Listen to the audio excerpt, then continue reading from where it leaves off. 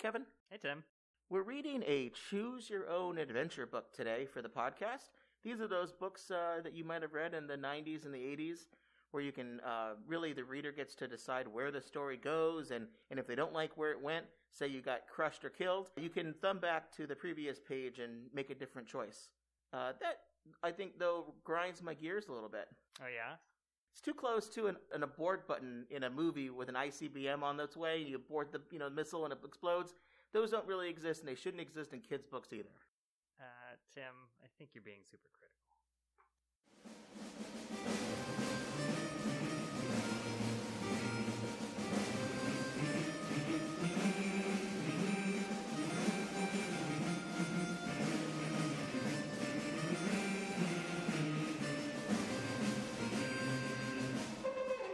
Welcome to another episode of the Super Critical Podcast, where we delve into the fun and oftentimes nonsensical way pop culture portrays nuclear weapons.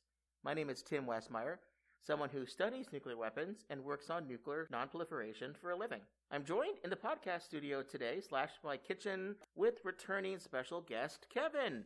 You may remember Kevin from our previous episodes on Weird Al Yankovic's Christmas at Ground Zero, the nuclear war card game, and the episode we did on Back to the Future. Kevin, welcome back. Thank you for bringing me back to the podcast.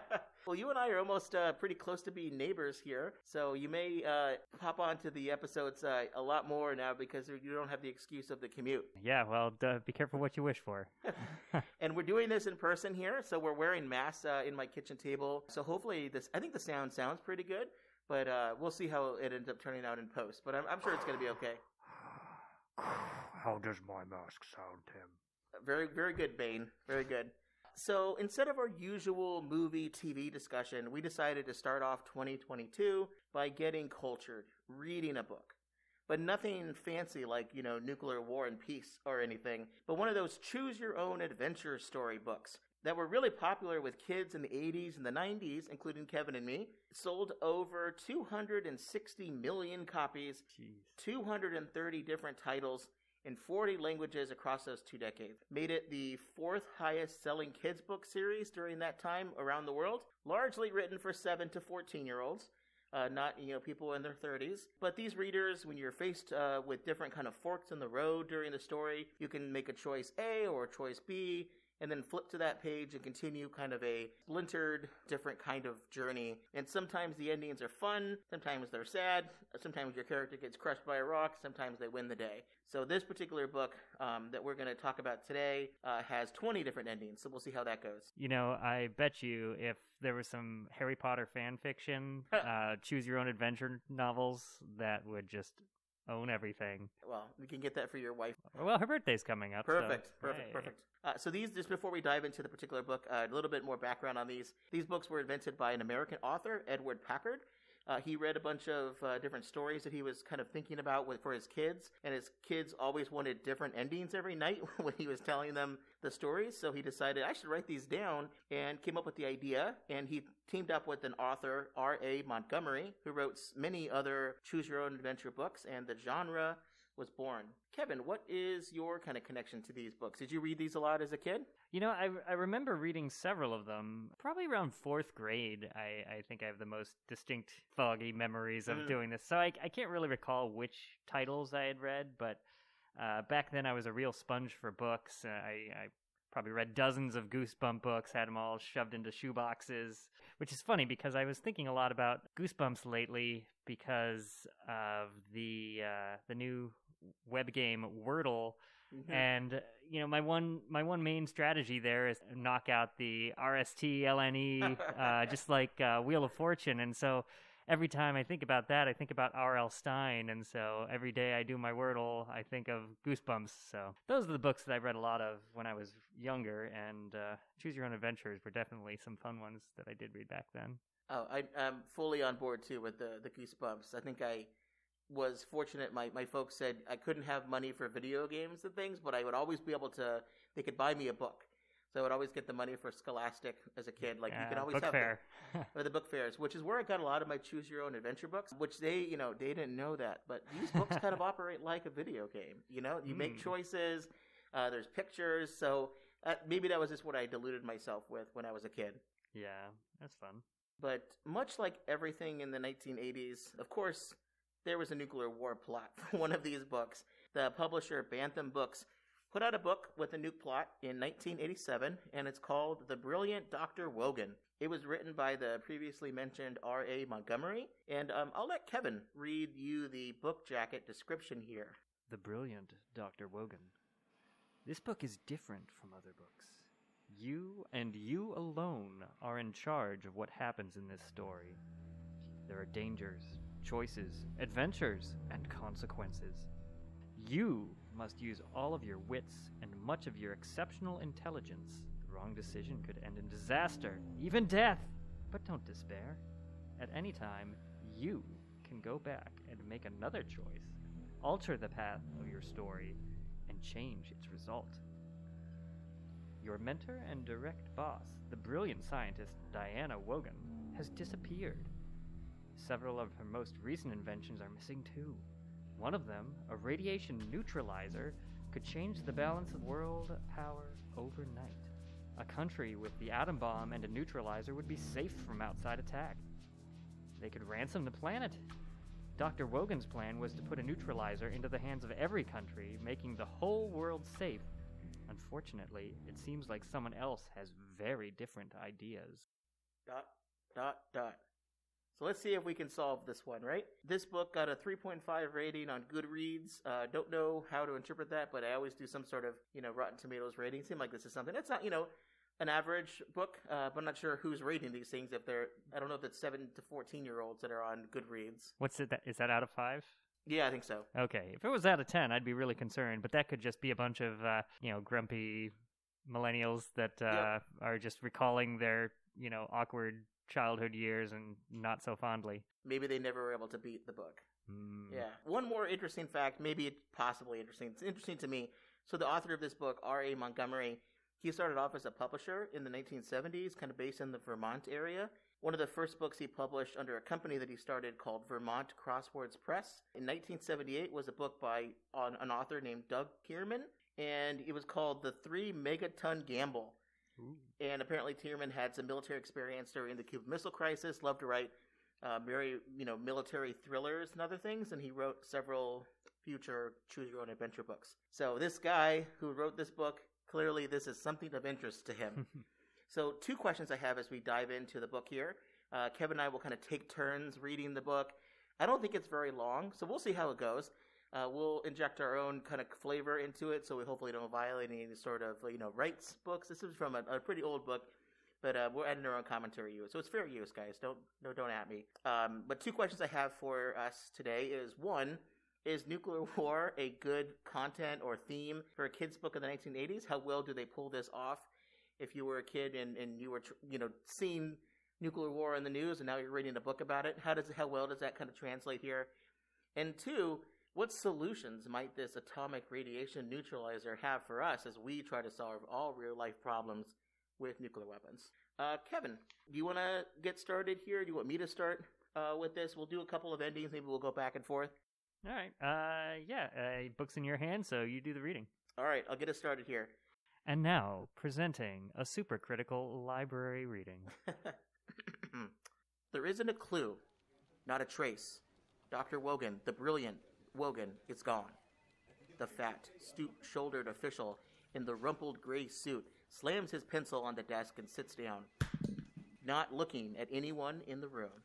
You glance around at the others. They are all silent. Then, without warning, you hear, "There is only one person who can find Diana Wogan and bring her back alive, if she is alive. We all know who I'm talking about here. You. Come here." The man in the gray suit points at you, Kevin. You are the youngest scientist ever to be a member of the world-famous Delta Group, a research team dedicated to global peace. It's made up of people from both the small and powerful countries. Dr. Wogan is the head of the group, and you are her right-hand assistant. The year is 2043, and rogue nations and terror groups have been threatening the use of nuclear weapons for more than 40 years. Dr. Wogan has concentrated her research on a device that neutralizes radiation. Just think, She has often said to you, "We can make the nuclear weapons powerless if this device works." "But Dr. Wogan," you replied recently, "in the wrong hands, the radiation neutralizer could hold the world hostage. One group or country could be safe from attack, but the rest of the world wouldn't be." "I know," she said. "That is why I must hurry to finish the device and give it to the entire world so that everyone can have it." Turn to page 8. This is how this is going to work. The day after that conversation, Dr. Wogan disappeared. She probably was kidnapped by someone or some group who wanted the plans for the device. But there is a chance that she has gone into hiding to work in safety. Now you in Delta Group Conference Room B, I know what life is like in conference rooms all day, in Research Complex just south of London. You sit there. You don't protest when the official calls you forward. They would never take no for an answer. And besides, as Dr. Wogan's assistant, you probably are the most qualified to search for the genius. You rise slowly from your chair and walk towards the front of the room. You place yourself at attention in front of the man in the gray suit. "So," he says, "you know how important this job is. Without Diana Wogan, the work of the last 11 years, the hope of millions of souls, hundreds of millions of souls, and maybe life as we know it on this planet will be lost. LOST, forever. It's sad that we as humans have gotten to the point where so much depends on one person, but we have to bring her back alive. Remember, there are many foreign agents after her and her plans. You won't be alone in your search for Dr. Wogan." Turn to page 87. Kevin, would you like to take over? Sure. Let's solve this thing. It's like a little escape room in a book. Your only clue to Dr. Wogan's whereabouts is that she had an island retreat in the Aegean Sea off the coast of Turkey. That is one well-funded scientist, if I may say so myself. The name of the island is Bozkada. The closest city on the mainland is Kanakale. I'm probably not pronouncing that right, but oh well. 3 days later, you have reached Kanakale. A poster on the stone wall of a church in a square immediately catches your attention. There's a picture of a woman on the poster. "It's Dr. Wogan! It's her!" you shout. Slowly, you translate the poster with the aid of a Turkish phrase book. Or, I suppose these days, a cell phone with Google Lens? Maybe, or, talking to someone. Or, exactly. A lot of the world speaks English. We don't always speak the other languages, but hey, good to have options. It says, "Special appearance of Zabil the Great Fortune Teller, March 9th, 10:30 p.m. Place to be announced. Sign up at the Hotel Christos." It's now 4:30 p.m. Is the poster a sign meant especially for your eyes? Is the sign from Dr. Wogan or from those against Dr. Wogan? Turn to page 94. So this is quite a thing. If they're hoping that you see this picture here, and I'm not sure what those against Dr. Wogan would do if they put a picture of her up, but we'll have to see. This is really quite a mystery we have so far here, Kevin. Yes, indeed. As you stare at the poster, a faint wind carrying the smell of rosemary and oregano sifts through the air. A middle-aged man slips on a cobblestone and bumps into you. "Pardon me," he murmurs, while slipping a piece of paper into your hand. He moves off.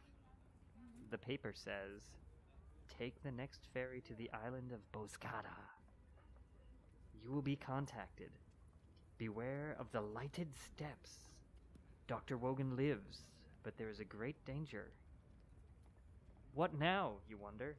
Should you trust this stranger? Ooh, Tim, we're at our first choice. Oh, this is a big one. So what do we hear? What do we got for our choices here? If you decide to go to Bozkada by ferry, turn to page 5.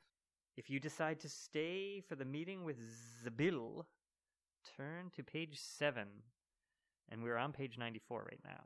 Yeah, it just jumps back and forth. The ending could be on page 3. Yes. They jump back and forth. And they all lived happily ever after. Yeah, she was just at a spa close by, getting her nails did. Right. So what do you want to do? Do you feel like you want to get nautical and get on a boat, or do you want to stay for the show?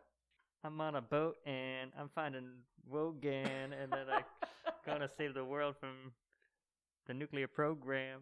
How can we not get on a boat after that? So let's do that. Okay.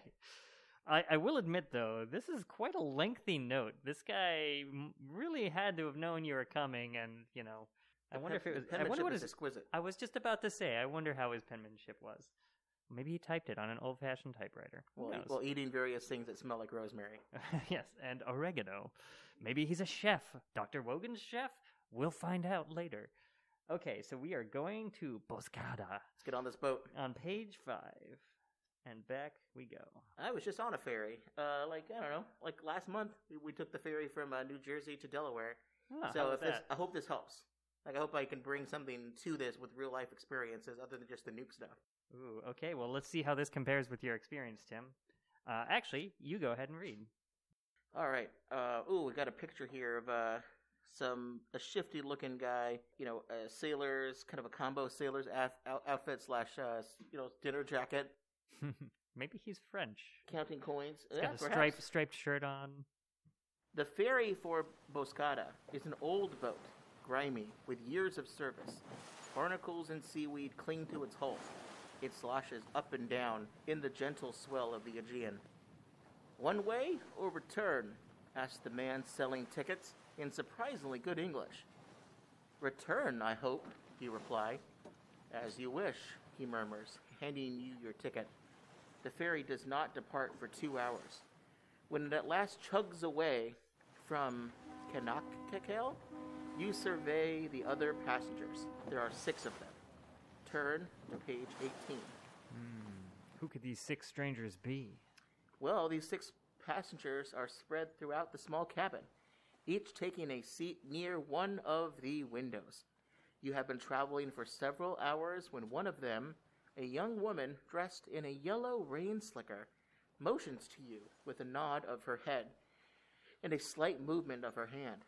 She repeats the movement and looks aft, out towards the deck by the stern of the ferry. Then she gets up and leaves the cabin. You are about to rise and follow her when a man, middle-aged and well-dressed in a suit and a tweed overcoat, attracts your attention by dropping a pen. He bends to pick it up, and while rising, gently shakes his head, looks at the figure of the woman, who is now out on the deck, and mouths the word, no. Ooh. If you decide to ignore the man's warning and go out onto the deck and talk to the woman, turn to page 21. If you decide to take the man's advice and not follow the woman, go to page 92. But what do their eyes say, Tim? What do their eyes say? I'm looking. Doesn't have any pictures of eyes. I think we're going to have to read between the lines here. Ooh. Late 80s, where's the trust for women versus men in suits? I mean, clearly she thought ahead. She's on the ocean and she's wearing a yellow rain suit, but is she concealing, I don't know, weapons under there? Or does he have a sword cane that he's carrying? Who's the more dangerous of the two? Can you really trust a man in tweed? Depends on the tweed. All right, Kevin. Decision time. Follow the lady in yellow or the dude in tweed? I want to say follow the lady in yellow. All right. Lady in yellow it is. Go to page 21. Ooh, that's a good page. Oh, this is beautiful. Oh, this picture does not look good. Uh-oh. Rising slowly to accommodate the swell of the waves, you ignore the frowning man and move outside the cabin. You've never trusted a man in tweed, ever since your father lost his car stolen by a man in tweed. No, I'd rather that. Oddly specific? Yeah, I'm just kidding. Can I add that part? A moist and salty sea breeze greets you. It has already grown dark. The woman sitting next to the rail doesn't look at you. You take a position next to her. Both of you stare off into the plume of white foam streaming behind the ferry. Finally, she speaks. You are in great danger.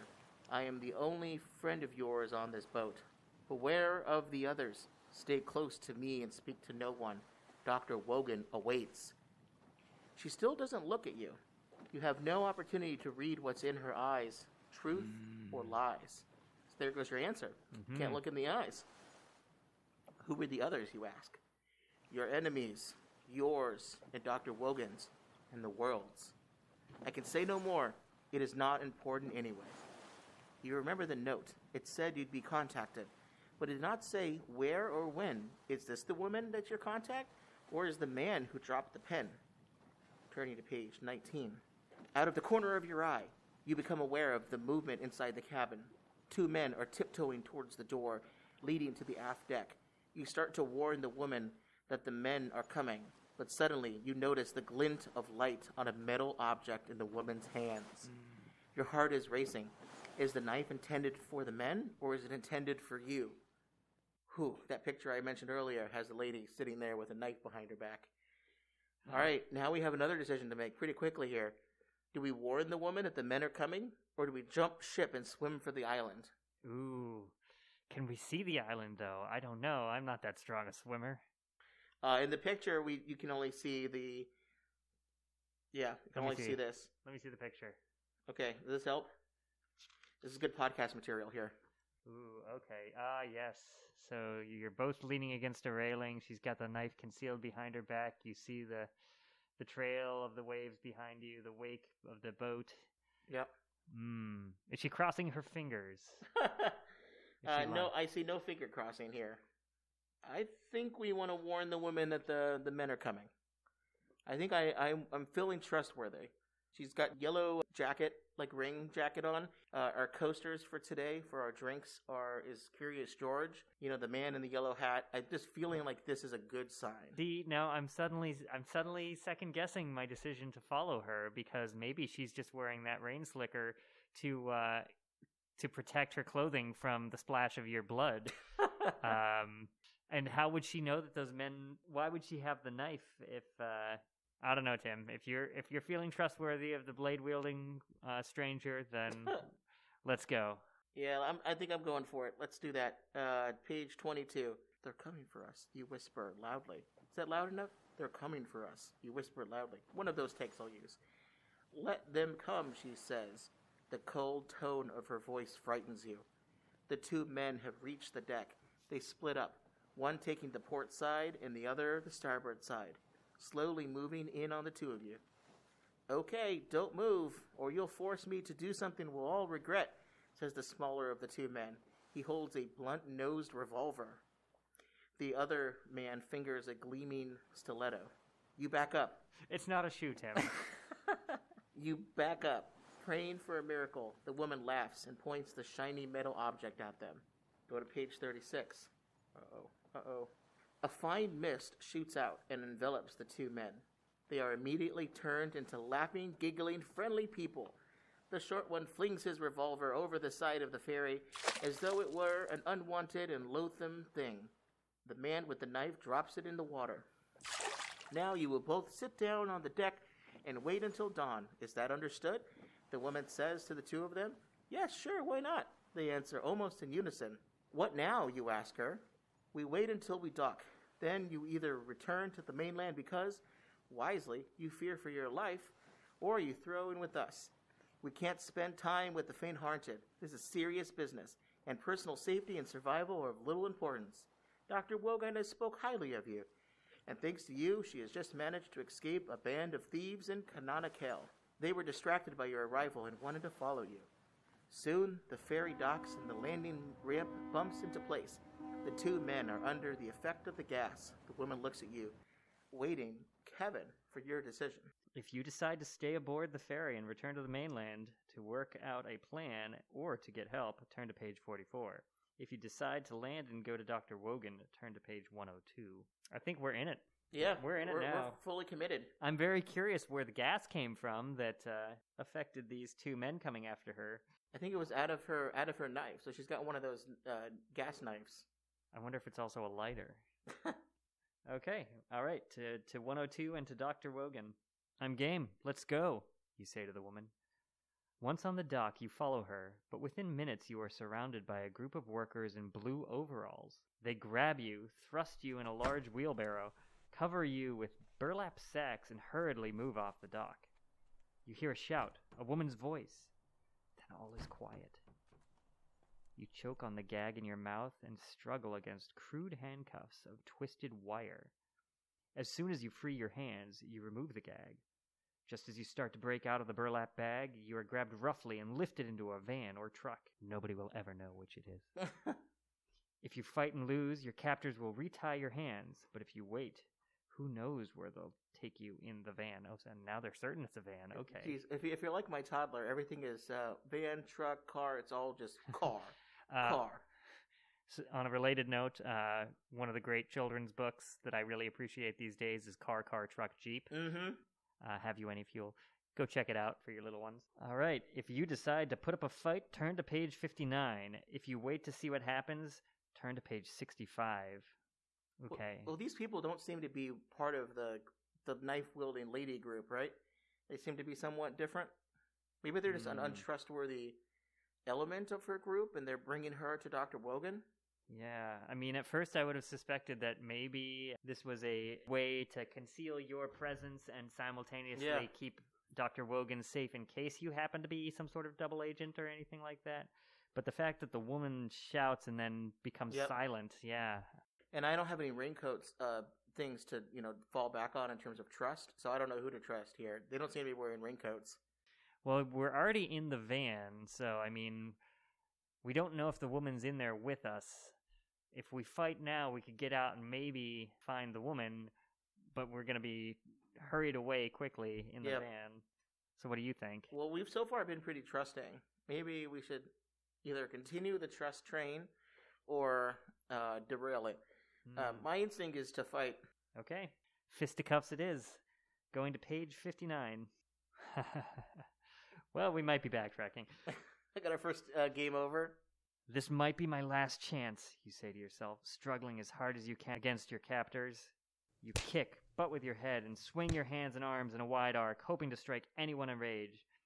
Calm down. No one is going to hurt you, commands a firm and familiar voice. Ooh, that was a very commanding and firm voice. That was very good. We had to make it look realistic, grabbing you the way we did. But we're not your enemy. Tell me another, you reply. One of the men steps forward and strips off a plastic mask. It's not a man at all. Dr. Wogan, you shout, amazed and happy to find your mentor. Correct. Now let's get out of here. By the way, this is my daughter, she says, motioning to the young woman from the boat. Oh. The end. We learn literally nothing about the nuclear plot of this story by ending here. Huh. Yeah, that's very unsatisfying. Okay. So we found her. I guess that was our ultimate goal, was to find the brilliant Dr. Wogan. And now we find out she's got a daughter who is a brilliant actress.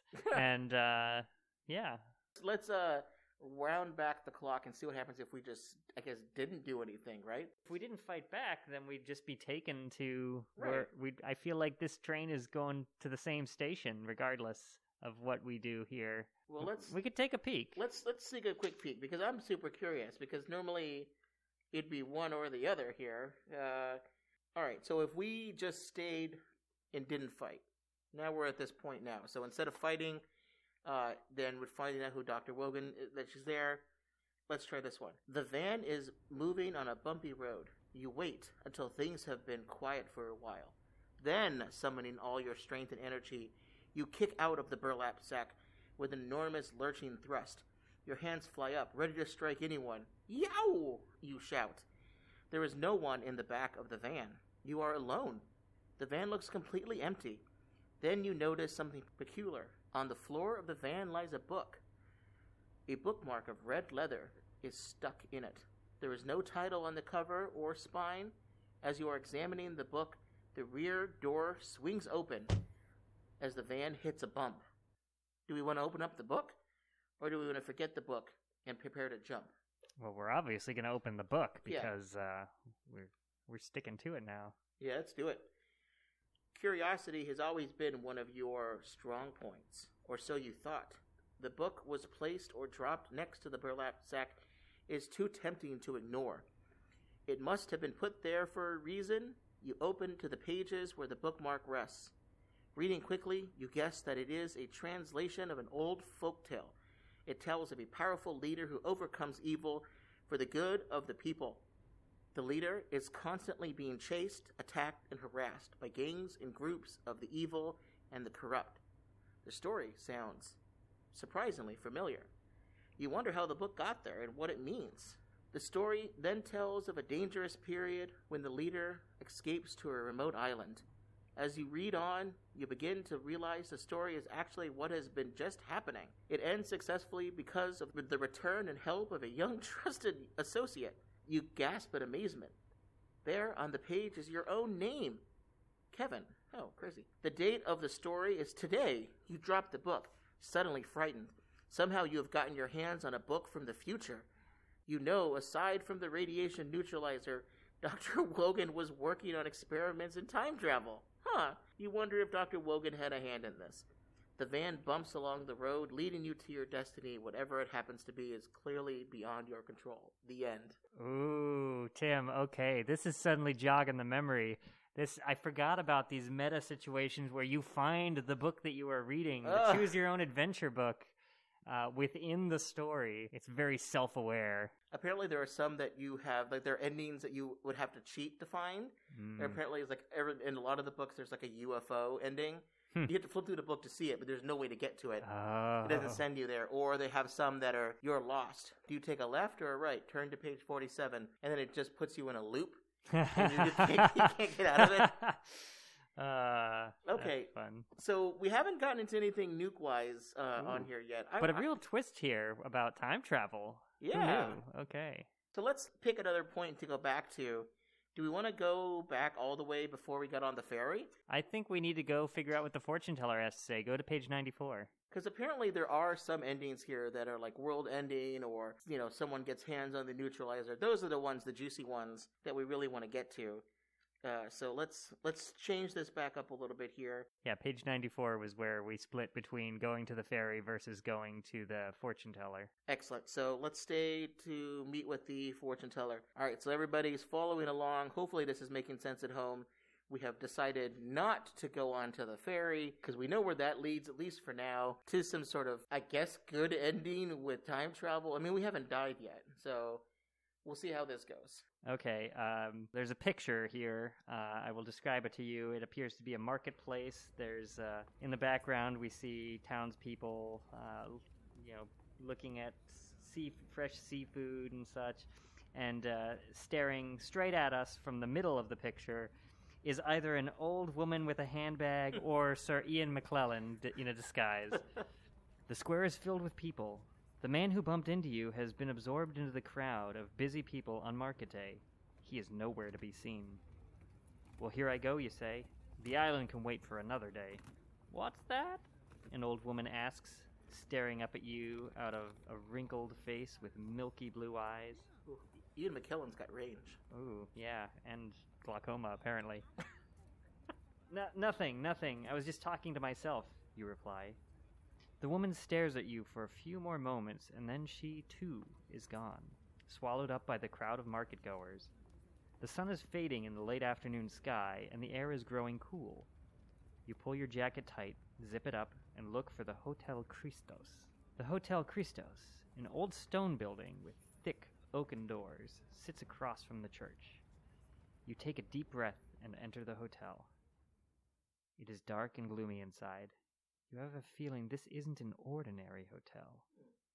A very small man, dressed in a fancy scarlet uniform, meets you with an unusually loud voice. May I be of service? Yes, you reply. I want to sign up for Zabil's show. Oh, so you want to see the great Zabil perform? I might have known.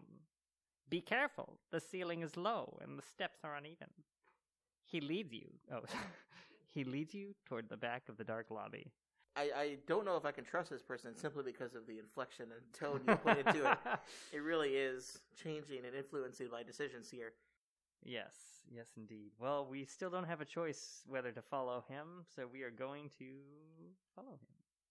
And now there's a picture of a windy staircase what appears to be a stone building, but it looks like it's turning from a stone building to some sort of modern construction. Is it? Oh, we're talking marble. What are we talking here? Well, that looks like old stone, but then it gets very smooth and industrial looking with what appears to be like steel girders on the ceiling and very smooth, even steps going down. So this seems uncharacteristic of the Hotel Christos that we just entered. But wait, Dr. Wogan was working on becoming a master in masonry, or just before she did it. Something about it was nukes, it was time travel, and it was masonry. Ooh, are we entering a secret Masonic temple or something? Something. I don't know. All right, let's get into this. Okay, back to it. Silently, a stone wall slides open on gleaming metal hinges, revealing a stainless steel spiral staircase. A greenish light comes from below, and a cool current of air blows up the steps. You hesitate. Go ahead. Have no fear, says the small man. This time his voice is no more than a faint whisper. It takes several minutes to descend the stairs. At last you reach the source of the green light. It comes from a cave-like room of solid rock. The light is generated by a bank of computer monitors. 3 people huddle over the central screen. They straighten up at the sound of your approach. Yeah, that really takes me back to the green scale CRTs of the 80s and 90s. I got a little Dr. Strangelove out of that when Dr. Strangelove is talking about could easily be accomplished with a computer. This is where my headspace is at currently. And I like how they go from an old stone building to a stainless steel staircase to a cavernous computer room. A murmuring sound, not quite music, fills the room. That's Dr. Wogan's sound. You think startled. Dr. Wogan has a sound? That's impressive. Is she a robot? Beep boop beep boop pop. Many times when you were Dr. Wogan's assistant, she would close her eyes, sit upright with her arms and legs crossed, and emit a sound just like the one you are hearing. It is a sound made during meditation. The sound Om, repeated over and over again. Is Dr. Wogan making the sound? If so, where is she? Is she working here? It's just as likely she's being held captive. Here is one who is brave enough to meet Zabil. Will this one do? The dwarf asks. Is it a dwarf? Whoa, when did we land in Middle-earth? Yes, perfectly, replies the figure in the center of with a knowing grin. Prepare our visitor. Will you come now? You are asked. Boy, a lot just suddenly happened there. If you decide to go with them and investigate the sounds on the way, turn to page 12. If you try to escape because you think this may be a setup, turn to page 30. Well, I don't think it's one of these things that we can always just believe now that Dr. Wogan's on the island, so that's obviously not her. I think she can be in multiple places. It's a multiverse potentially situation here. Well, because we didn't head over to the ferry, maybe she's got a speedboat and she came back from I don't know, Bazinga or whatever, Bazooka. Boscada. So I mean, my instinct is that they're bringing her to Dr. Wogan. I don't know. What do you think they're trying to teach kids here? Like a lot of trusting decisions here of basically going wherever adults tell them to go. What are we trying to learn here? That could be another angle to look at as we're trying to sort through this. I feel like it might be trying to teach them whether or not they should trust short people. I mean, because this short-statured man is now suddenly a dwarf. Started off high-pitched and now very whispery. And one of the guys on the boat with the gun, I think they was described as a short guy. Short guys are just mean, evil people in this universe. Well, as a tall person, I worry about short people, but I don't fear them. I don't know, man, Kevin. I made the last big decision about whether or not to tell the person about the knife, or the knife lady, tell her about the men attacking. What do you want to do here? If we run, we might trip on the stairs. I mean, at this point, we don't have much choice. Or traction on our shoes. Or traction. Those stainless steel steps could be very slippery. They did not look like they had any sort of cutouts or anything like that. So I say we keep going. Okay, we're going to investigate the Om. So what page are we in here? We are on page 90, and we could either follow the noise and go to page 12 or try to escape to page 30. I say we go.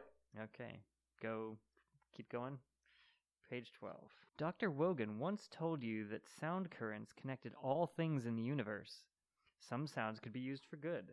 Other sounds created evil.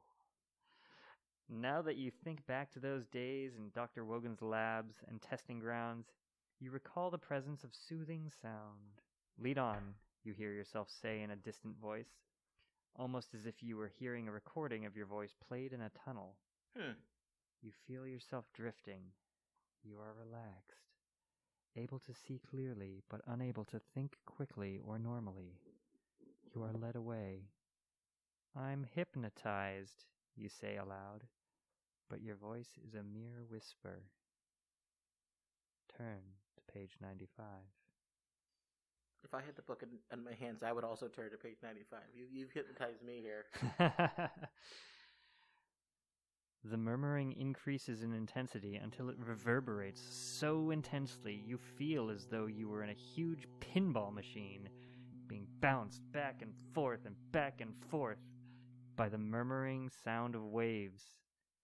I must wake up. Immobilizing blackness slips into your shoes and floods upward through your body until only your head is above it. Tell us what you know of Dr. Wogan. What? You manage to gasp. You know what, the voice replies. We have spies who tracked you from the moment you left Delta Group offices in London. We want information. Now tell us all you know. Maybe if you tell them a little, they'll let down their guard and you can find a way to escape. On the other hand, if you pretend to pass out, you could buy some time while telling them nothing. If you decide to tell what you know, turn to page 31. If you pretend to pass out, turn to page 32. Are we going to play cowards? I'm still trying to get into the character, you know? Like, do we feel like our person is a bit of a coward?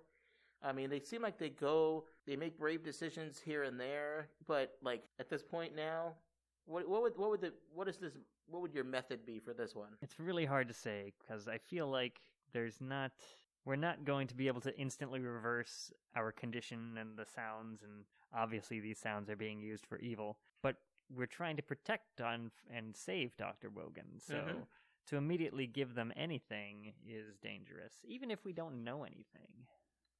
I feel like we need to learn more about the situation, but then again, we're not bound or anything yet that I'm aware of. We're still operating under our own physical will. Well, it's very interesting. It's like they hypnotize you, right? But you either can tell them what you know, or you can pretend to pass out, which I guess neither of those is necessarily very brave outcomes here. What do you think? We could try to pass out and go fetal and see what they do. Okay, let's see. Then they will have to carry you. Just a nice little nap. Rock-a-bye and good night. Go to sleep, little scientist. Tell us more about the dog when you wake up from your sleep. Dr. Wogan is my only, you say, your voice trailing off until it's inaudible. You slump against the wall and slip to the floor with a bone-jarring thud. Your eyes roll. You drool. You speak garbled words. It's only half play acting. Since you have hit your head hard when you fell, at least the sudden movement released you from your hypnotic trance. Ooh, it's got quite a picture here of, could be either a man or a woman falling down and kind of passed out on the floor. So the room spins, the light intensifies, your head begins to clear, but you pretend to remain only semi-conscious. Your eyes open, millimeter by millimeter, surveying the room through your eyelashes. It's empty. You sit up. They're gone. You sigh in relief. You feel your arms and legs, your head, your hands. Everything seems all right. You stagger to your feet and begin an investigation of the surrounding area. A door in the stone wall attracts your attention. To your surprise, it opens. Turning to page 16. Oh, this is a character here. A smartly dressed, middle-aged man steps into the room. Come now, my good friend, you have had a bad time of it. Let's leave these dreary surroundings and see if you and I can have a pleasant little talk. Follow me. This is, Dr. Bane? looks a little, how would you describe this individual here? God. It's got like a suit and a jacket on. He's got a mean widow's peak. Yeah. I don't know. I almost want to say Joe Pesci, circa all of Joe Pesci's crime movies. And You reply, go get your shine box. You follow a tunnel from the subterranean chamber into a bright garden. The sun is at its zenith. Ooh, I'm getting some SAT words in here. You wonder how much time has passed. The digital readout on your watch tells you it's noon. Dr. Wogan is with us, the man says. However, she is, how should I say it? She is sick, or rather, incapacitated at the moment. Perhaps you can help her. How, you ask, suspiciously. Well, interpret these pages of hers, and we'll release her to you. Simple. No risk, the man says. He hands you a sheath of papers. You recognize it at once what it is. It is Dr. Wogan's plans for the unfinished radiation neutralizer. There we go, we're back on track here. They are, however, missing important bits of information. How did you get these, you ask? We have our ways. The man lights a cigarette and blows smoke rings slowly in your direction. Help us with these papers. We must have the missing parts. Only then will Dr. Wogan be allowed to live. And you too. Dr. Wogan has warned you many times, has even made you swear to protect the plans with your life. In the right hands, these plans mean peace. In the wrong hands, they mean slavery on a scale beyond your wildest imagination. Those had been some of the last words spoken to you by Dr. Wogan before she disappeared. You stall for time. The man presses you to make a decision. You pretend, talk, beg, ridicule. You are desperate, but you will not yield. His threats do not frighten you. The plans are useless without your vital information. Time is on your side, and both of you know it. The end. So I guess you just don't do anything? I feel like there's a prologue there of body washes ashore. Okay. What if we went back and told them what we know? Instead of passing out? Where's the fortune teller? Where's the Great Sabille? I know, it's a bummer. It looks like this whole thing was a trick, right? Alright, so we're going to go back in time here and tell them what we know. Ooh, maybe we have Dr. Wogan's machine. Maybe. I just want to blow something up. I want to blow something up with this. Or not blow something up, depending on how the neutralizer works. I want to travel through time. I will give them just a little bit of information. Just enough to tantalize them, you decide. So, what do you want to know? The voice comes in from a corner of the room. We have Dr. Wogan, but she went into a trance. She will not communicate with us. We fear she will die, and we are helpless to prevent this. If she dies, she dies. If she dies, it will be a tragic loss to the world. We can't let that happen. We know you are close to Dr. Wogan, and that you know about the radiation neutralizer. Help us. What do you want to know? Make her come out of the trance. We are a friendly, private peace group. We only want to help.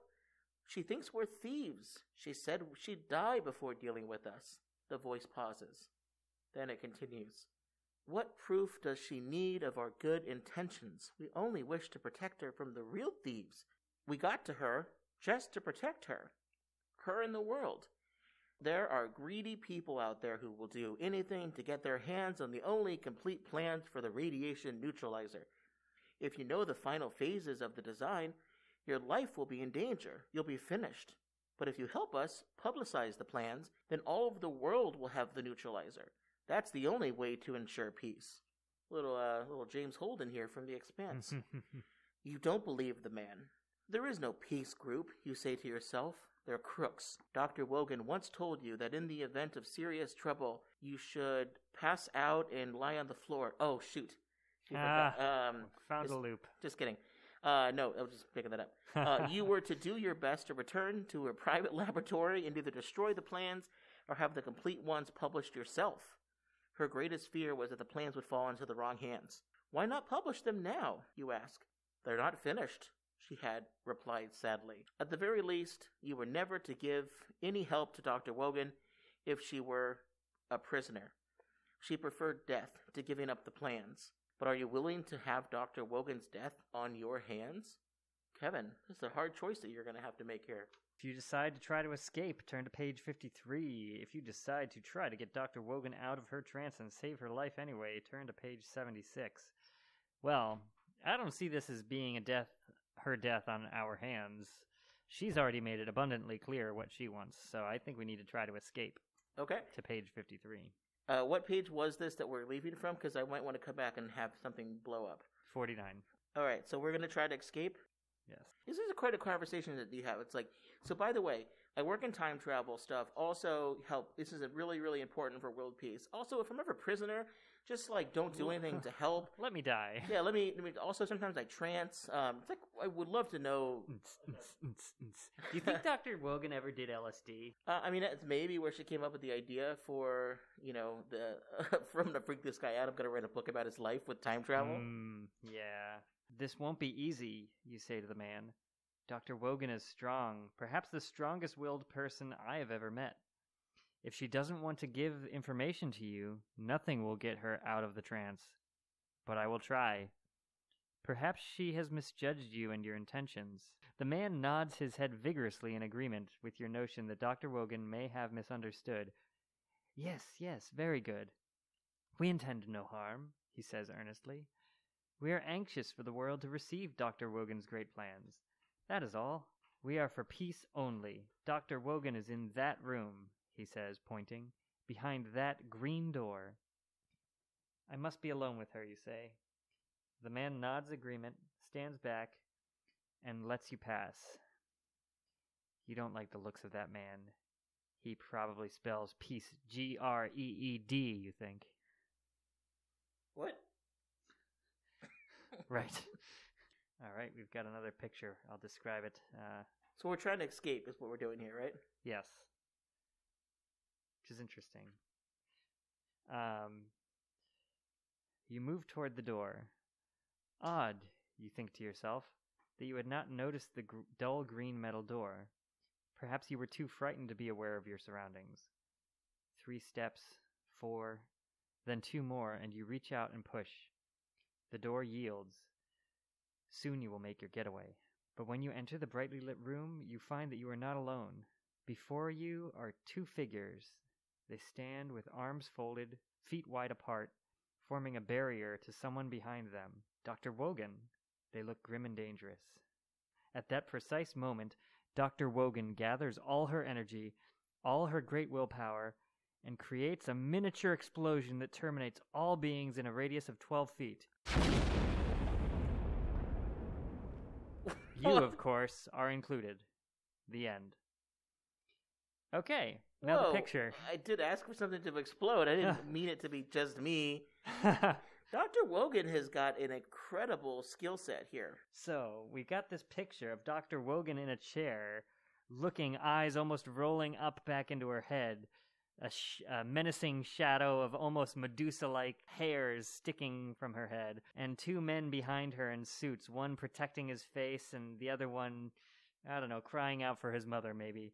And meanwhile, rings of electricity surround Dr. Wogan as she prepares, using her great willpower, to create a miniature explosion to terminate all beings in a radius of 12 feet precisely. You know what? We were worried about her blood and death on our hands.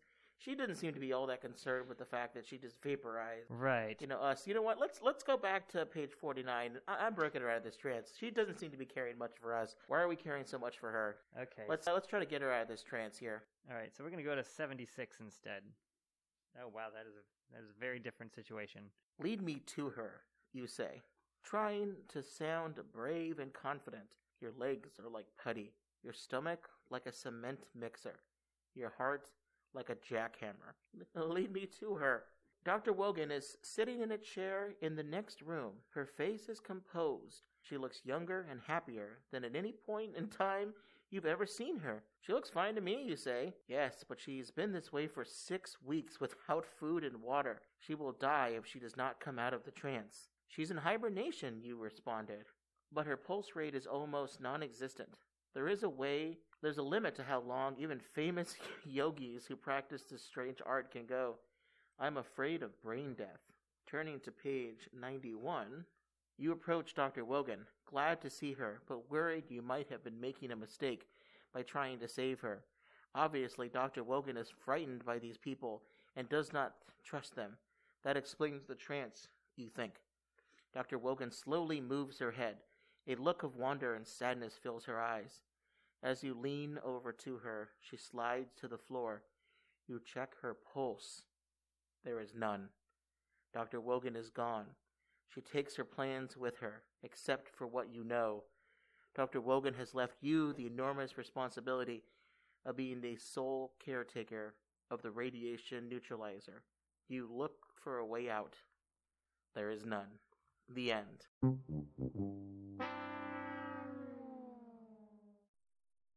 Ooh. So going down there is not good.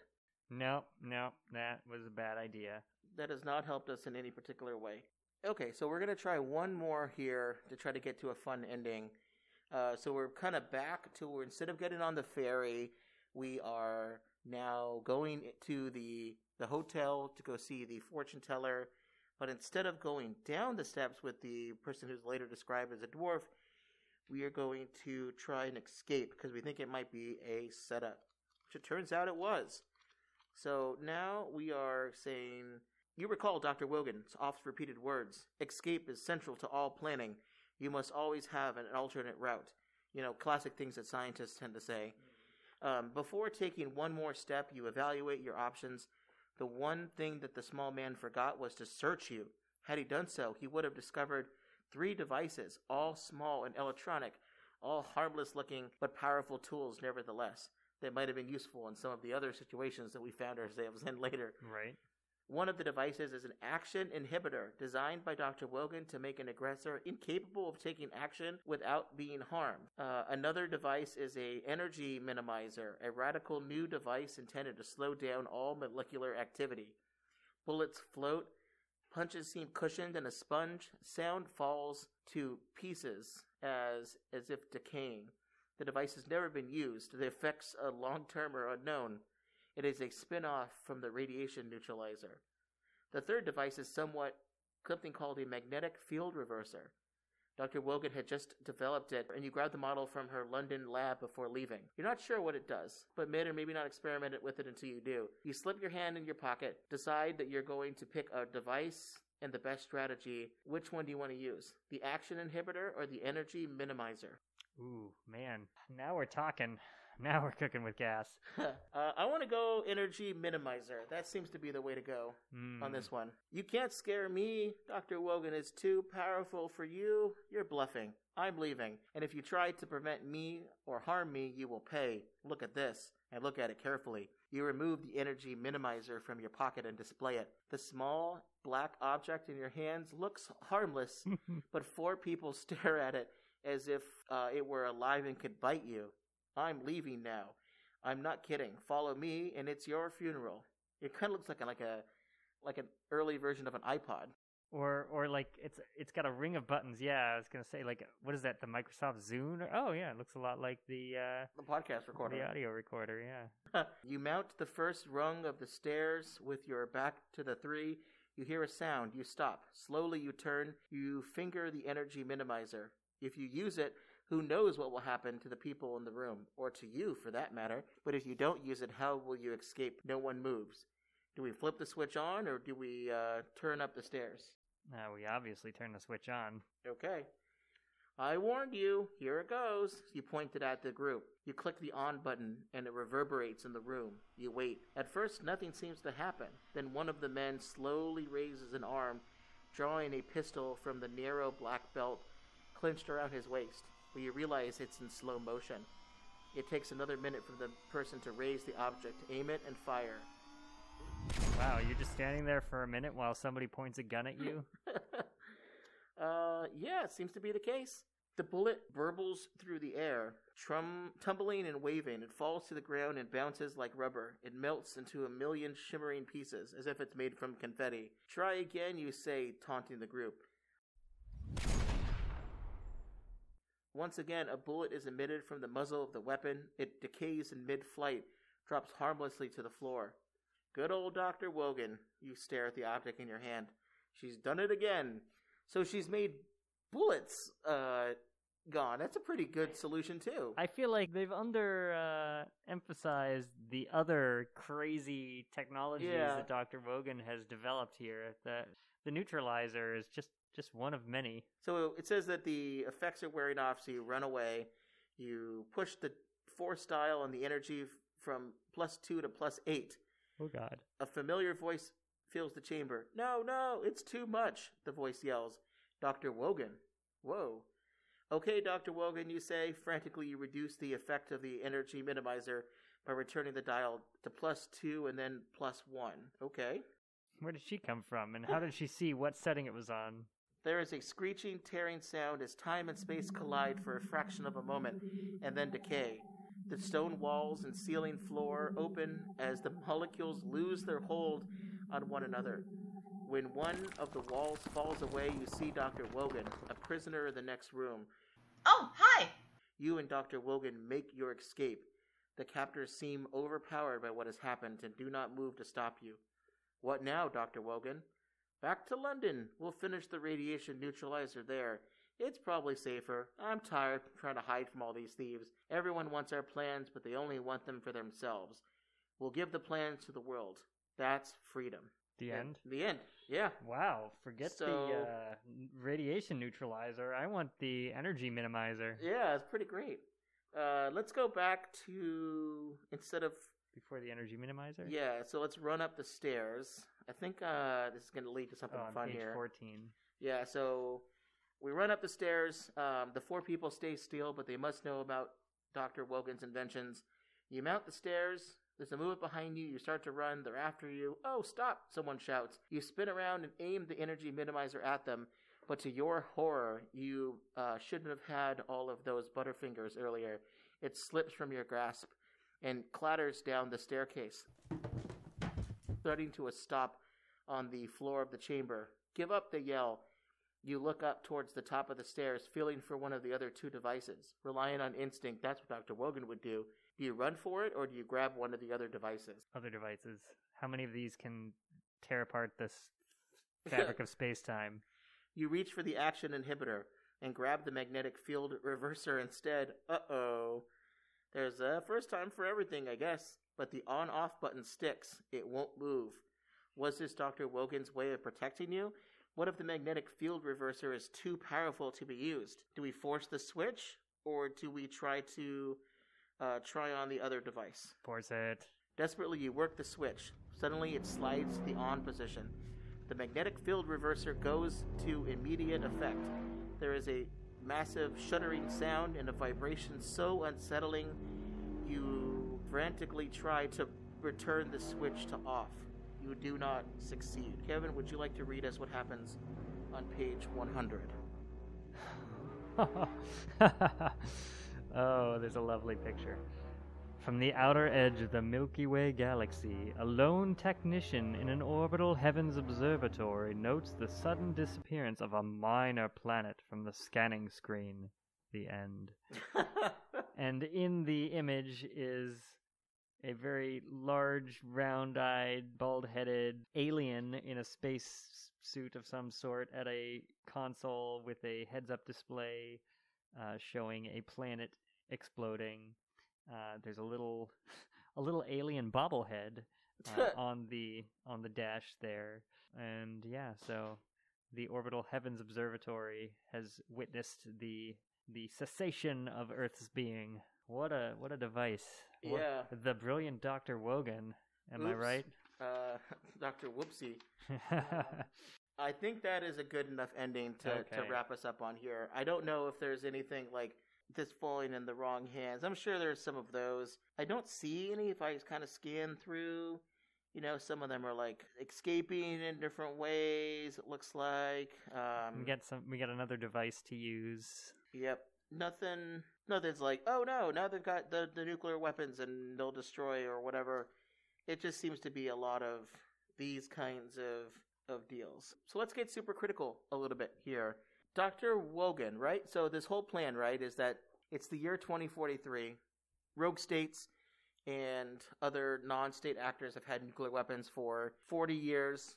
Interesting timeline, right? Like, so in 2003, apparently, in this world, this book written in 1987, there are 40 years of countries having nuclear weapons. I mean, in 87, India had done a peaceful, quote-unquote, nuclear test. They haven't officially declared. Pakistan was probably close, but hasn't officially declared. Israel still remains a secret, but might have some sort of program at that point. China, Russia, the United States, UK, France, they've got their bomb, pretty official. So it's like a world of could get worse, but, hasn't been that many since then. North Korea has been largely the big one. North Korea, India, Pakistan. But in this world, everyone seems to got them, or at least threatening them with it. So what's the whole plan, right, is that Dr. Wogan has this radiation neutralizer. It wasn't clear to me, and I want to get your read on it before I start to rant on stuff. Is it clear to you, like, removes radiation after a bomb explodes? Or is it one of those things that because, in a chain reaction, a nuclear chain reaction, it's when a neutron is separated from an atom that then goes and splits another atom of uranium or something, uranium or plutonium, that causes so many reactions, supercritical chain reaction, lots of energy release, that causes a nuclear explosion. Is it meant to say that a radiation neutralizer prevents the physics of a bomb science from happening? Or is it a post-bomb, let's use this to zap up radiation so that we can survive without fallout? I wasn't clear about that. What is your read on this? I think now, finally getting to some more of the other endings, that, seeing the brilliance of Dr. Wogan and her small handheld devices, I would surmise that the radiation neutralizer would be some sort of device that could cast some form of protective effect over the holder of that device. And so I think that it would be just like the bullets lazily falling to the ground. I think that would kind of have the explosive power of nukes would just fizzle and not have an effect. That's my interpretation based off of the other devices. It would prevent fission and fusion from happening. That's what it neutralizes in terms of radiation. It's not like a bomb will go off, but the radiation will be minimalized. Right. I feel like to have it be a true threat, you would ultimately face zero consequences from being attacked by nukes. I mean, I would think that it would be more proactive than reactive, but it's hard to say. Hard to say, right? And I think what sort of range does it have? Is it if nations have it, well, nations are different sizes. How do they control it? How does it ultimately protect them? You need one on every building. Right, yeah. Very fascinating. Yeah, I mean, the book doesn't get into that, obviously, because it's for kids, and it's mostly interested about time travel and hypnotism and stuff. But it is kind of interesting. It does seem, Dr. Wogan, before, of course, I had not read this book before we dived into it, so I didn't have a ton of notes prepared except for the premise. But it did remind me of something. So Dr. Wogan's theory of let's build something that we can share with the world, so that it would prevent nuclear weapons from being a problem. So it's not like her intention isn't let's do this, and then now we'll have something that we can use to defend ourselves and still be an aggressor. It's like she's going to share this with the world. Yeah. Reminded me of a story that I remember hearing about Ronald Reagan. So, funny enough, also in 1987, Ronald Reagan, he's got this idea, the Strategic Defense Initiative, which some people called Star Wars. It's a space-based system that would use a combination of lasers and microwaves and kinetic kill vehicles and other stuff to shoot down ballistic missiles while they were in space flight. So instead of them, a ballistic missile leaving Russia, going into space, taking a path around the Earth and then landing on Washington, D.C., the warheads, this would find those things and destroy them in flight. Reagan had this idea, we can build this thing, maybe we could share it with the world. He believed missile defense worked. I'm someone who thinks that missile defense, theater missile defense, like the Aegis missile systems on a boat that can shoot down missiles when they're just leaving their launching stations. They're relatively slow. They're really bright because of how much heat's being generated. Missile defense that kind of shoots that down is pretty effective. Missiles defense that is trying to hit something while it's in space, traveling really, really fast, maybe with decoys, maybe without decoys, or trying to shoot things down in the terminal phase, which is the final phase. It leaves Earth's space or in orbit and tries to come down. The speed of which that's coming down is like pretty fast. And to try to knock that down with a missile has not been proven effective so far. But Reagan believed we can figure it out. And if we figured it out, we can share this with the world, and maybe we don't need nuclear weapons anymore, because why would they want to have them if you could shoot them down? So according to the book by Paul Lettow, which is called Ronald Reagan and His Quest to Abolish Nuclear Weapons, in 1987, again, when this book was published, Reagan asked his advisors during a policy meeting about arms negotiations with the Soviets. He said, quote, "Why not develop the idea of sharing strategic defense initiative technology, combine it with the total elimination of nuclear weapons, and do this through an international body?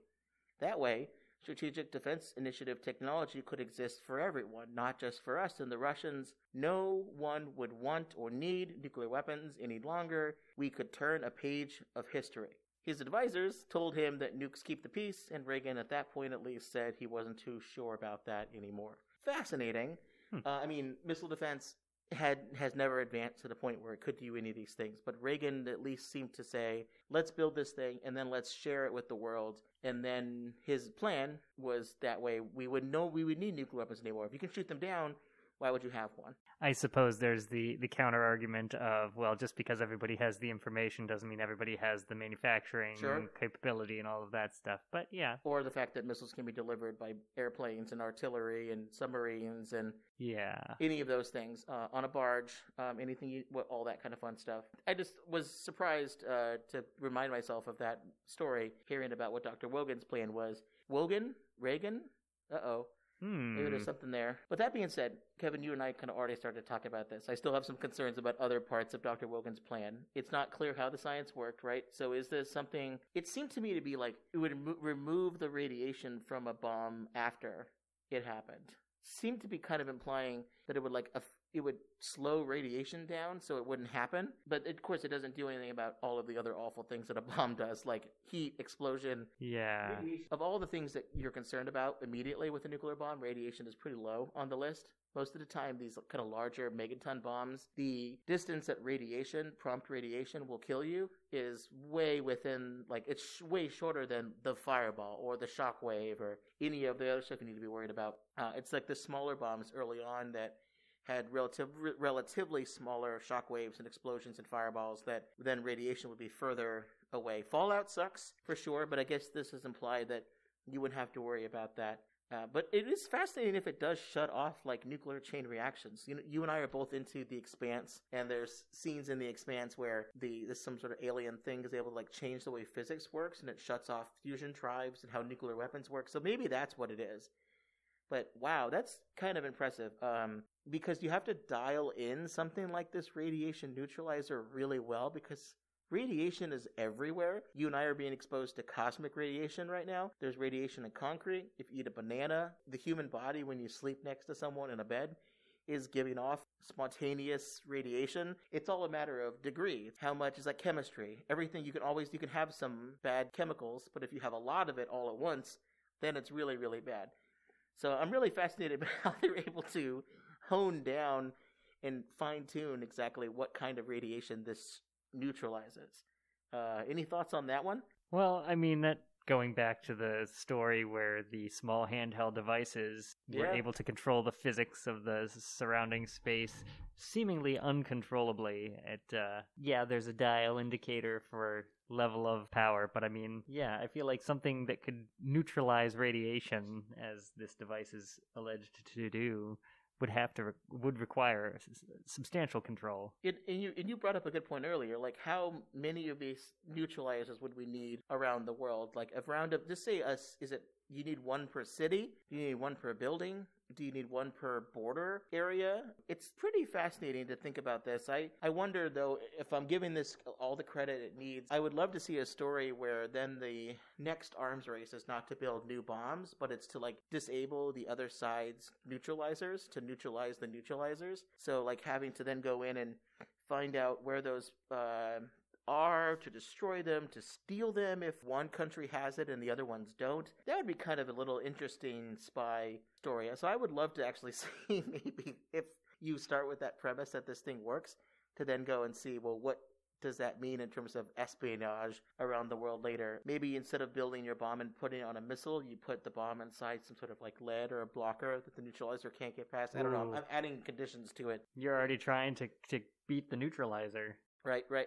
Or, yeah, conventional wars to destroy. I mean, it's kind of like those old video games where you have to go in and destroy the other side's shields first before you can, invade to the city. So, yeah, might be kind of those things. I'm not sure if the neutralizer stops things like, let's say you believed in electromagnetic pulse weapons, high-altitude detonations of nuclear weapons. Would that be able to be something that would shut off a neutralizer? If you explode a nuclear weapon in space above the country, does it neutralize out that far? Who knows? It seemingly can do anything, right? Dr. Woman Reagan seems to think that this is going to end the threat of nuclear weapons, so I would guess that all of that has been taken into account. So, do you need just one neutralizer, and then everything is neutralized? Maybe it is installed in the Earth's core. There we go. Yeah. So, I don't know. I mean, this is a silly kid's book, but it's fun to think about. So what's interesting to me, it really is like, okay, well, if you're a child and you're reading this, you're learning a couple things about nuclear weapons, right? That it seems like the major danger from nuclear weapons is radiation, which, from a kid's perspective, yeah, I could see that because that's the thing you talk about. It's the difference between a nuclear bomb and a conventional bomb. One is it's really, really big and different, but two is the radiation effects of that, the lingering poison, the lingering effects on populations that prevents people from being able to recover, those kinds of things that we talk about in all of our other episodes. Like, this seems to really reinforce that as part of the story with the book, right? Yeah. So that's really interesting to me. And also the idea of a scientist trying to find ways to find technical solutions to the world's nuclear bomb problem as opposed to solving it through peace and diplomacy and other stuff. It's like, no, it's a technical solution, which is interesting given the fact that she also invents things that can be used as well to destroy. Like, I think like a terrorist criminal organization like this mysterious group that's chasing us around would love any of the other devices that were in this person's. Right. If anything, those are better to sell than the other stuff. Because the other thing, you may cause nuclear war if one side can just start firing missiles and be protected. This other stuff, you can break into bank vaults and you can cause bullets to not matter anymore. That would be a pretty powerful tool. So it seems like maybe it's one of those things. Scientists who build the atomic bomb later regret it and try to find technical solutions around it. I don't know. There's a lot in this story, it seems like, than just the base level that we're looking at now. Yeah, well, I feel like in past episodes you've discussed how nukes are kind of like the end-all be-all weapon of just the knowing they exist and the threat that they pose is kind of a, it would be stupid to try to work against the will of the person who holds the nuke. Well, meanwhile in this story, there's this tiny little device that blows up the entire planet.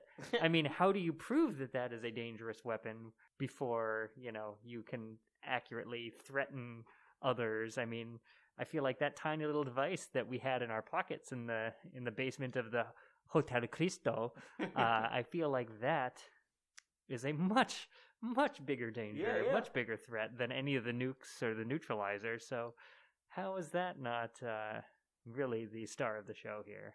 I don't know what maybe R.A. Montgomery was trying to say with all of this, but it is definitely one of those situations where we think that one thing is the problem and then it turns out that something else is worse than the nuclear weapons, which is somewhat pops up occasionally. Again, talking about The Expanse, that was one of the main things. The proto-molecule was definitely the bigger threat than, right, than the nukes that everybody seemed to have. So it's fun. It's a fun trope to play around with here. do you think, moving off of the nuke stuff and into our parking lot movie discussion, instead of that, I guess it's more like the book club discussion where we talk about non-nuke stuff. Do you think, do you like these kind of formats for these books and stories? Like when you read these as a kid, did you enjoy these, or did you get like what we just did, which is you get to an ending and you're just like, oh, that's not satisfying. I'm going to go back again. And how many times do you do that before you just go, well, now I'm just looking for all the endings, so can you just give me a Wikipedia list, please? Yeah, back then, I don't think I was really a choose-your-own-adventure cheater. I wouldn't cut through to the endings just to see how they... You wouldn't keep your thumbs on the pages? I didn't go through... No. Well, I mean, I might have done that, but I mean, I wouldn't, like, just go from page 1 to page... What does this one have? About 100, 110, 112 pages. I wouldn't just thumb through all of them and just find the endings and read those. Would you read through more than one ending? Like, would you just sure. read the first ending and just like, yeah. I guess that's it? Like, when there is a big decision to be made, like the instance of going to the fortune teller versus going to the fairy, something like that, I might have, stuck my finger in, and then, depending on how engaged I was on the story going forward, just kind of pull the thumb out and keep going for it and whatnot. But I don't think I read every single ending and every single Choose Your Own Adventure that I read. But in this case, the whole star of the show, radiation neutralizer, was a total red herring. Yeah. I mean, it's insert any device name here. The flecular drop-o-matic laser confusticator. I mean, I feel like you're complicated. Just go flux capacitor. Yeah, right. Why not? Yeah, could have been flux capacitor. I mean, it was completely irrelevant. And then we later find that there are far more menacing devices that are just like, oh yeah, by the way, you pull this thing the size of a little an old Motorola Razr out of your pocket, and suddenly the world explodes. Yeah. This is one of those that I it's a kid's book. It's fun. But you're like, I've had this in my pocket, and there were so many times where I was kidnapped or tied up or whatever, and I just didn't. I had this in my hand the whole time. What about all the other times when, like, you were bound in a burlap sack when we're in the back of the truck? Did they search you then? So it's a fun thing. Like, not all of the worlds actually, matter. In the sense, like, if you go one path and the doctor's there, like, you can't have all the other paths that she's not there. Yeah. So they play around with a little bit. They say, oh, she's able to use a motorboat to get back and forth, and you distract it. Or it is fun. I mean, I was wondering, is there an ending that's missing that it's like they got the neutralizer, now they sold it to this group, and here's what the world looks like afterwards? Right. Yeah, I feel like that's the main one that we didn't really get to experience. The one where good prevails and, everybody survives and the world's a better place because of the brilliant Dr. Wogan. I'm curious if that exists. But, when I was way younger, back in the 90s, I wasn't necessarily thinking about all of the possible globally satisfying endings that I could have experienced. I just kind of went through it and then got distracted by the next Choose Your Own Adventure or the next Goosebumps book or whatever. Well, I would say that the author, if I had to throw some stuff at the author, I think Ashley might have passed away in like 2014, 2013. I could see him saying that, well, that alien, sitting far away and watching all of a sudden Earth disappearing, that's something that may be the analog to the world ending due to a nuclear war. I want to throw something fun at you. Just reminded myself here. The novelization to the movie Doctor Strangelove, which was written while the movie was being made. So it was like, using initial ideas and script things and adding a few other things here and there, right? It wasn't made after the movie came out or anything. The original ending, which was written by Peter George, who is an RAF pilot, he wrote a book called, Red Alert? When Stanley Kubrick read that book and said, oh, this is really interesting, I want to turn this into a movie, I think it's a comedy.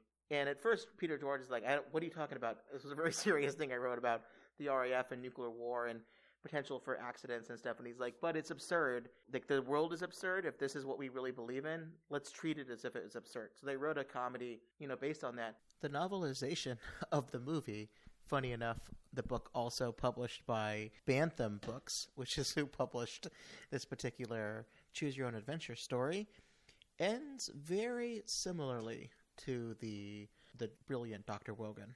Here, let me read you the ending. Epilogue. Though the little-known planet Earth remotely situated in another galaxy, is admittedly of mere academic interest to us today, we have presented this quaint comedy of galactic prehistory as another in our series, The Dead Worlds of Antiquity. Like the end of AI. Yeah, so it's a kind of like that. So it's the idea like aliens and a UFO show up on Earth. They wonder what once lied here, Ozymandias kind of style. So it's kind of funny that in this, which would have, R.A. Montgomery would have, if he was into this, would have been able to read the novelization of Doctor Strangelove because it came out in the 60s and the 70s. Yeah. So I don't know if there's a connection there, but that is kind of a fun thing. Of the world ends, maybe in the books they can't have it be, oh, by the way, kids, adults don't have a grasp on how to deal with nuclear weapons. I read a lot of stories about how you're supposed to talk to your kids about nuclear war, whether it's child psychologists or I have a book that's literally called Nobody Wants a Nuclear War, and it's a book to teach your kid. It's like a kid's book for nuclear dangers, and every one of them always says, you talk to your kids and you say, it's dangerous, it could be bad, but people are trying, and people are trying to work on it, and maybe you can help. Maybe you can be someone that can help here. So you don't want to scare someone to the point where they think it's impossible. So you have an ending of the book that's like, oh, you screwed up. The nuclear war happens and everything ends. So it's true. Try to get a sense of like there are people like Dr. Wogan or others trying to deal with this. So maybe this is another one of those situations that for the adults that read the books, for the 30-somethings that read the books, the alien ending of the magnetic reversal machine device thing, right, is nuclear war, but it's called something, it's tagged something different for the kids to be able to read. I don't know. I'm adding a lot to this little kid's book here, but it is a very fascinating subject. How do you talk to your kids about nuclear war, particularly in the 80s when this was something that everybody was born and raised on? Today, the danger is still there, but we don't talk about it with our kids as much as we used to. Yeah. Well, I mean, the one ending when we're in the back of the van and picking up the random book with the red leather bookmark, it's acknowledging very directly that we don't really know what's going to happen and, anything's possible. But I mean, that might be a little bit, that might be more for the 14-year-olds than the 7-year-olds in the spectrum of choose your own adventure readers. But yeah, it was interesting. Well, I'm going to keep this book. When my kid turns 7, I'll dust it off and see if he wants to read it. And after that, I'll give him this podcast so he can listen to it and see what Uncle Kevin thought about it too. So let's do our rating system here. Let's wrap up. So we're going to wrap up here. We're going to do our rating system. Normally we rate everything out of 1 out of 5, right? Keep it consistent. 1 being the worst, 5 being terrific. But we like to tailor the rating system here. And based on the plot we just read, Kevin, you know what? I'm going to change things up a little bit here. What would you say the scale should be? 1 out of 5 what? Ooh. I'm leaning toward 1 out of 5 gas-filled knives. Oh, okay. Because obviously, with only one gas-filled knife, you can get people to do what you want. You can feel strongly about something. But if you had 5 gas-filled knives, you are high on life. You are so happy. That was the best book that you ever read, and anything will brighten your day. I think 1 out of 5 gas-filled knives. That's not a gas-filled knife. This is a gas-filled knife. Oh, I've seen you play Knifey Spoony before. All right, so how many gas-filled knives would you give the brilliant Dr. Wogan?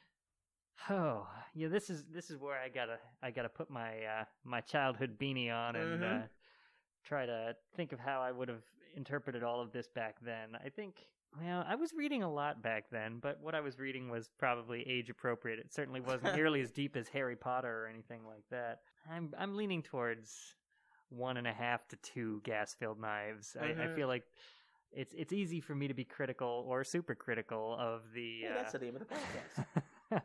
of the content and like the plot gaps and all of that. But I mean, the novelty of choose your own adventure is really what draws the young readers in, and it makes you feel like you have a choice in the matter. I'll just go with 2.5 gas-filled knives, because the novelty of it really is where it shines. I'm going to go 1.5. I think there are better choose your own adventure stories. If you forced me to tell you one, I couldn't name it, but I remember more that have like different endings, or at least some.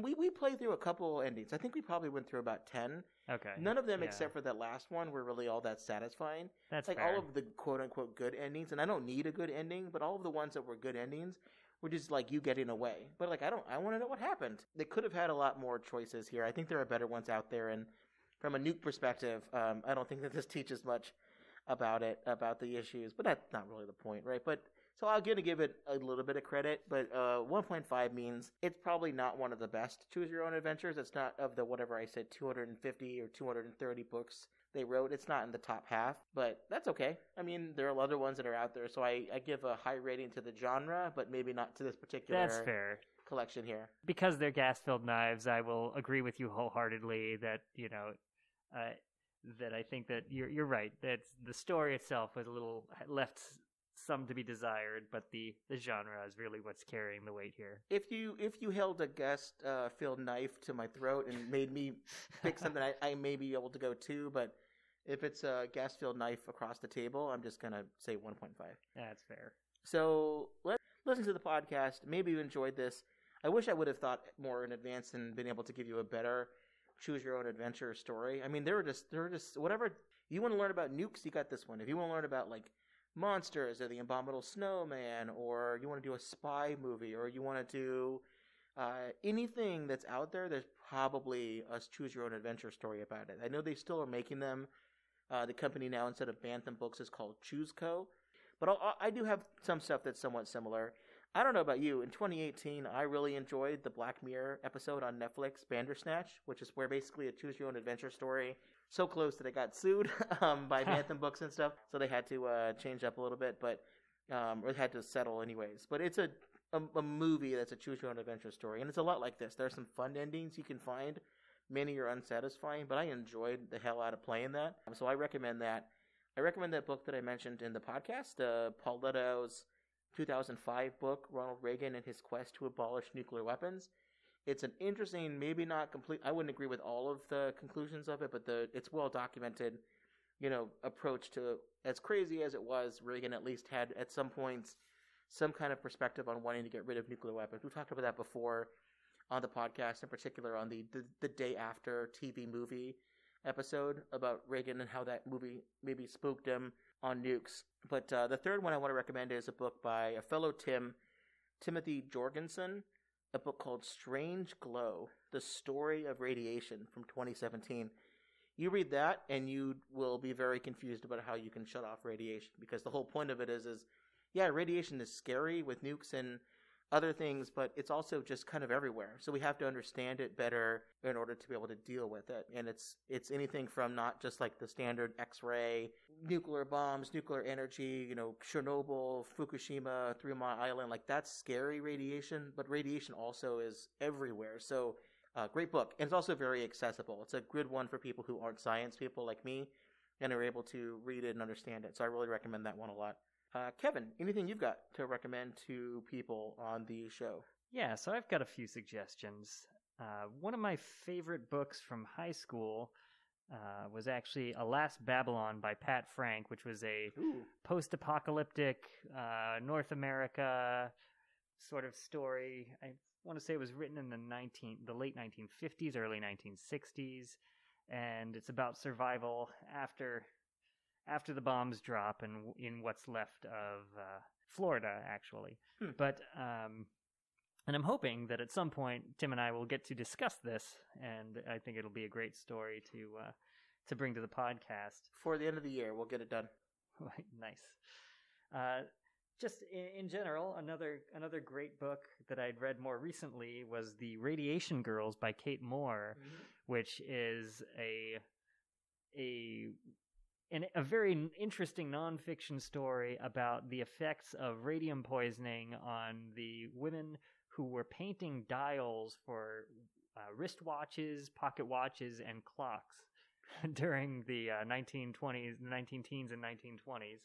I'm sure you've mentioned that before. You've talked about that before. Yeah, I mean, I'm glad you mentioned it, because I know one of your big hobbies is repairing watches and things, so be careful which one you lick. Yes, absolutely. I will certainly not be licking any brushes with radioactive lume on them. But it was a great story. And in fact, late last year, I got to see a high school production of Radium Girls, a local high school production. So there's also that story's been taken to the stage. So if you get a chance to read or see it, it's great. And also terrible for the women who experienced all of that. In more modern times, I guess this is the less nuke related, but still very much interesting in terms of choose your own adventure. There's a more recent app. I think I played it on Google Play or from the Google Play Store, but it's called 57 Degrees North. And one of the novel approaches for that game, as far as choose your own adventure, you can choose your directions that you go in the storyline. It's very well illustrated, very interesting. But there's also an option to use your phone or your tablet's built-in camera and an object called a merge cube, which has different almost QR code-esque designs on each of the sides of the cube, and the direction that you turn the cube is kind of the proxy for you choosing which way you go in the story. So that was pretty entertaining. There were lots of different options in that. So call that the modern day choose your own adventure.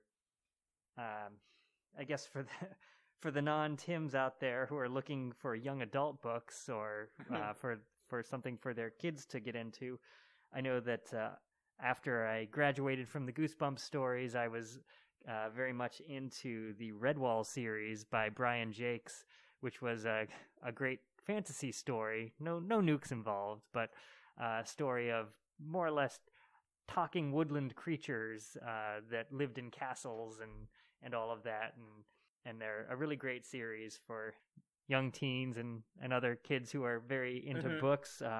They were my childhood equivalent of George R.R. Martin books, very thick and dense, but the way that Brian Jakes could describe eating pasties and other snacks, other baked goods and things like that was just, it was great. It was well done. But for those looking for some different books and choose your own adventure styles and some more nuke stuff, those would be my suggestions. Well, thanks very much, Kevin. I think people are going to enjoy those, and I'm glad that you, in your today's how you spent your Saturday, you decided to flip to the page where you came over to my house and recorded a podcast instead of maybe whatever other page you might have went to, which could have ended, horribly, right? You never know.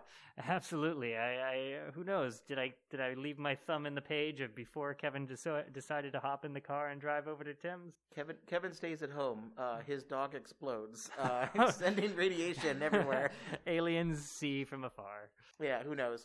Well, Kevin, thanks very much for stopping by. Absolutely, Tim. Thanks for having me.